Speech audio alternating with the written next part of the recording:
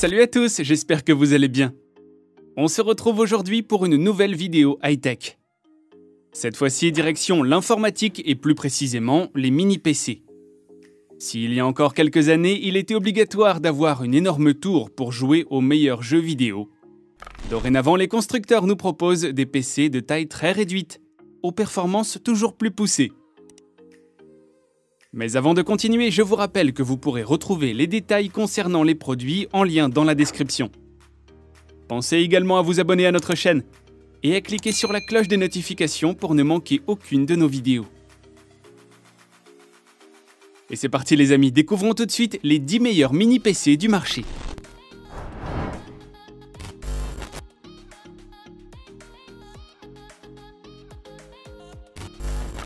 Bien entendu, le design est reconnaissable au premier coup d'œil. Un châssis en aluminium recouvert d'une couleur gris sidéral surmonté du logo d'Apple. Très beau et discret, il semble être assemblé en un seul morceau. Côté connectique, le Mac Mini 2018 est assez complet. On retrouve 2 ports USB, 3 de type A, une sortie HDMI, une prise jack 3,5 mm, un port Ethernet et 4 ports USB-C Thunderbolt 3. La grille d'aération à l'arrière est large, mais bien intégrée au reste du boîtier, la laissant discrète et peu visible. Comme pour tout, Apple propose plusieurs configurations à l'achat au niveau de la puissance et de la capacité de stockage. Par exemple, pour le plus haut de la gamme, il faudra compter sur 32 Go de RAM et 1 Tera de stockage. Cette configuration propose d'excellentes performances, peu importe la tâche que vous avez à accomplir. Enfin, les haut-parleurs sont anecdotiques et ne proposent pas de son puissant. Concrètement, ils pourront dépanner en cas d'oubli du casque, mais c'est tout.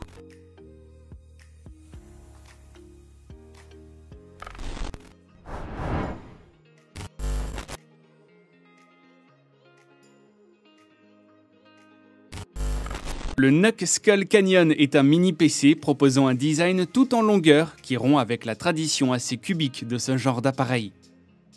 Il est relativement fin et peut tenir dans une grande main sans problème.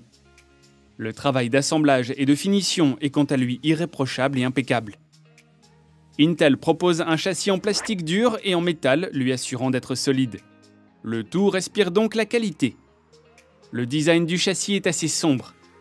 Seule une tête de mort sur le dessus est visible pour lui donner un petit côté gamer. Si ça dérange l'utilisateur, le haut du châssis peut être changé pour un plus noir, tout simple, qui est fourni lors de l'achat. On apprécie l'effort pour être au goût de tous. Attention, ni RAM ni stockage ne sont fournis avec. Pas de panique, l'installation de ces derniers peut se faire simplement et rapidement avec un simple petit tournevis cruciforme. Comptez maximum 32 Go de RAM, ce qui est déjà bien suffisant. Si la RAM et le stockage ne sont pas fournis, le NUC Skull Canyon propose une gamme de connectiques très complète. La connexion sans fil pourra être assurée soit par le Bluetooth 4.0, le Wi-Fi ou encore grâce à un port infrarouge. Le CPU délivre quant à lui une très bonne performance et l'indice de puissance reste lui aussi excellent, bien au-dessus de la plupart de ses concurrents sur le marché du mini-PC. Il sera très à l'aise dans toutes les tâches, même les plus gourmandes. D'ailleurs, le graphisme est lui aussi au rendez-vous, bien qu'il reste difficile de jouer en Full HD.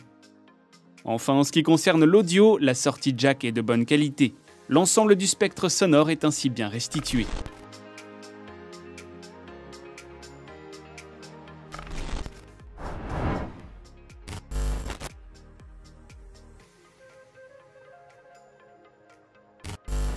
La marque MSI nous propose un mini-PC au design directement inspiré des consoles de jeux vidéo. À peine plus grand qu'une PS4, on retrouve tout de suite des lignes agressives et de nombreuses LED sur le châssis coloré de noir et de rouge. En parlant du châssis, ce dernier est constitué de plastique. Un pied est d'ailleurs fourni avec pour permettre à l'utilisateur de mettre l'appareil à la verticale. C'est pas grand chose, mais on apprécie le geste. Côté connectique, le MSI est très complet. On retrouve 2 USB-C, dont un 3.1, 4 USB 3.0, 2 sorties HDMI, un mini DisplayPort, un port Ethernet, 2 sorties jack 3,5 mm pour le micro et le casque. À l'intérieur, le MSI est équipé de 16 Go de RAM et concrètement, en puissance pure, c'est l'un des meilleurs modèles sur le marché. Il peut accomplir les doigts dans le nez des tâches gourmandes rapidement et efficacement. Côté graphisme, même bilan, équipé de la carte GeForce 1070 de Nvidia. Tous les plus gros jeux du marché peuvent tourner sans problème en 60 images par seconde. Un véritable monstre pour les joueurs les plus exigeants. Enfin, en ce qui concerne l'audio, la prise casque remplit son contrat sans pour autant briller d'excellence. Le son est clair et se montre juste dans tous les aspects.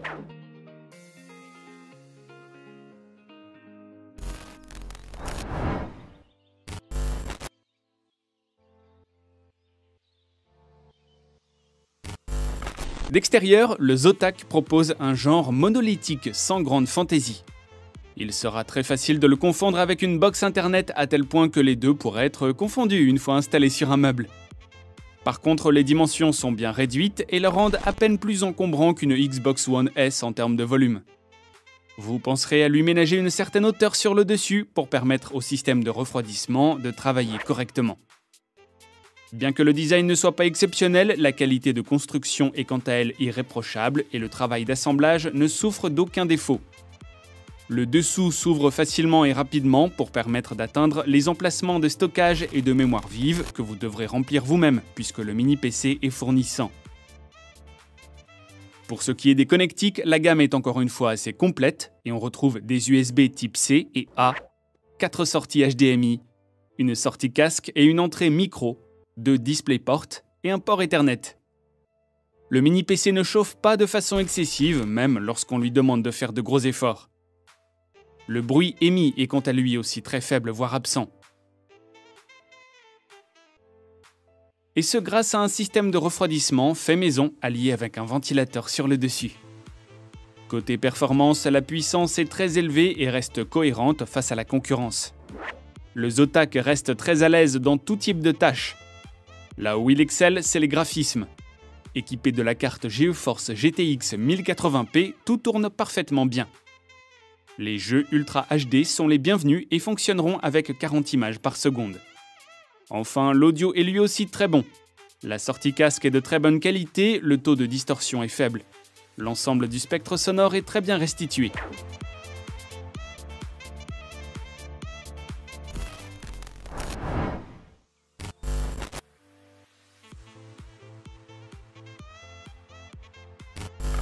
D'extérieur, on découvre un boîtier peu encombrant en aluminium bien assemblé, solide au look très réussi.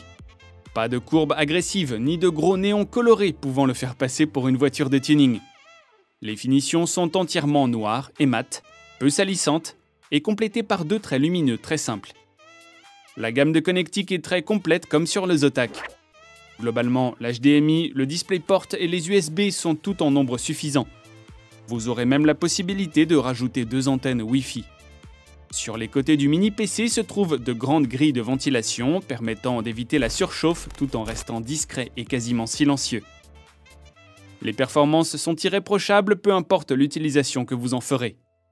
Là où le Corsair One dépasse tout le monde, c'est sur le graphisme. Tous les jeux fonctionneront parfaitement, même en Full HD et Ultra HD. Enfin, côté audio, la sortie casque est elle aussi de qualité, proposant un taux de distorsion malgré tout un peu élevé, et une puissance de sortie qui aurait pu être également plus élevée. Toutefois, l'écoute reste agréable.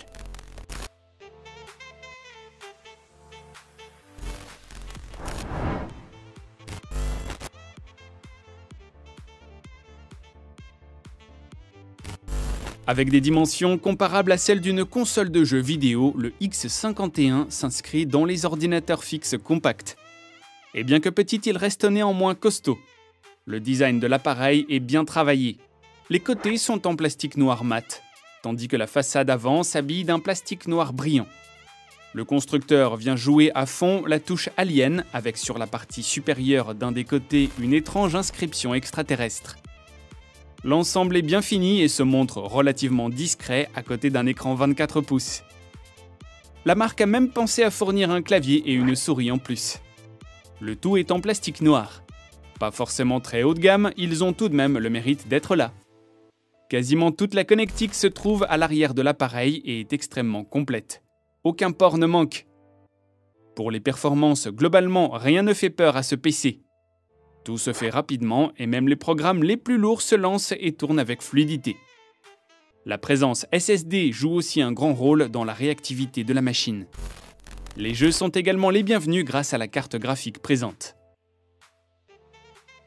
Enfin, concernant l'audio, la sortie casque est de très bonne facture et la puissance est au rendez-vous.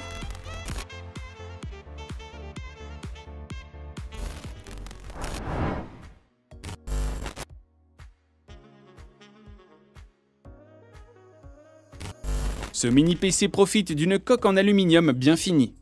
Ses dimensions lui permettent de se faire discret. À l'arrière de l'appareil, on retrouve une gamme de connectiques bien complète. Seul le lecteur de carte SD manque à l'appel. Vendu sans clavier ni souris, on retrouve cependant un support VESA pour venir fixer un moniteur ou un téléviseur. Côté performance, on pourra appréhender n'importe quelle tâche sans craindre un manque de ressources. Il sera également un bon compagnon de jeu si on ne pousse pas au max la définition. Enfin, au niveau du son, rien à redire, la puissance est satisfaisante. A noter que le mini PC est doté d'une sortie audio compatible SPDIF.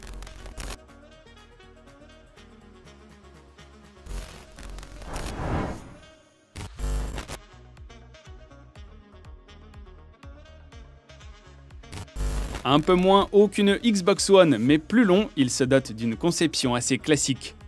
Peu de fantaisie, on retrouve une coque basique en plastique noir. Le seul point de couleur se trouve au niveau du bouton d'allumage sur le côté de l'appareil. Les matériaux utilisés sont légers et le tout paraît relativement solide. La connectique nécessaire au HTC Vive est placée sur le dessus et le reste se situe sur un des côtés et s'avère bien complète. L'arrière du PC permet d'accéder au système de fixation du module sac à dos. Simple à accrocher, il se bloque grâce à un bouton pivotant. Même si à la base le VRGO est destiné avant tout à un usage purement vidéoludique, il est tout à fait capable d'effectuer des tâches professionnelles. On pense notamment à la retouche photo ou au montage vidéo. Pour ce qui concerne la partie jeux vidéo, c'est une excellente machine. Les cartes graphiques sont assez puissantes pour faire démarrer n'importe quel gros jeu. Pour assurer sa transportabilité, le VRGO est équipé de 2 batteries amovibles et permettent d'utiliser l'appareil pendant un peu moins de 2h30. Enfin, concernant l'audio, la sortie casque est de bonne qualité. Bien que la distorsion soit un peu forte, l'ensemble du spectre est bien restitué.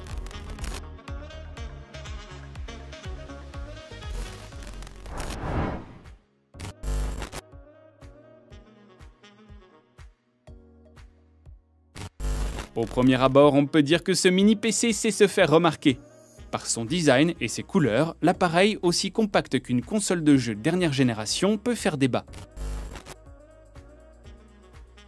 La qualité de construction est au rendez-vous.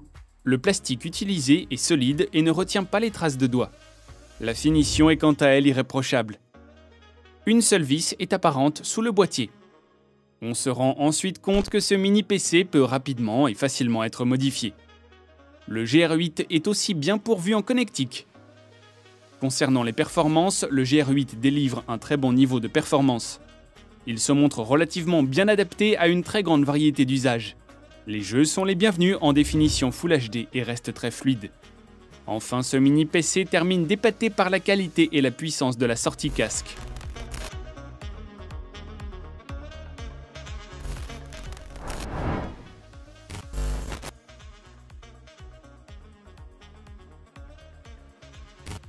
Très compact, le pavillon mini peut se placer absolument partout. Son design est soigné, discret et relativement original. La connectique est assez complète, ce qui pourrait surprendre quand on voit la taille de la bête. Côté performance, le pavillon mini est petit mais costaud. Il se révèle agréable à utiliser mais pourra parfois être un peu moins réactif que certains concurrents. Les tâches courantes sont traitées sans souci. Néanmoins, il peut s'avérer plus lent lorsqu'on commence à faire de la retouche photo par exemple. Dépourvu de ventilateur, le pavillon mini est absolument silencieux.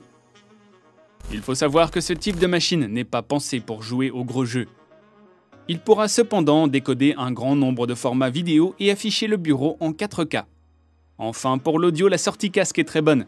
Une belle puissance en sortie et très peu de distorsion. Et voilà les amis, c'est tout pour aujourd'hui. Alors que pensez-vous de ces mini PC ? Connaissez-vous-en d'autres qui mériteraient d'avoir leur place dans ces tops? N'hésitez pas à nous proposer vos questions et à réagir en commentaire. Si la vidéo vous a plu, lâchez-vous sur le pouce bleu. Je vous rappelle que vous pourrez retrouver tous les détails concernant les produits en lien dans la description. Pensez aussi à vous abonner à notre chaîne et à cliquer sur la cloche des notifications pour ne manquer aucune de nos futures vidéos high-tech. Sur ces bonnes paroles, je vous dis à très vite. Prenez soin de vous, bye.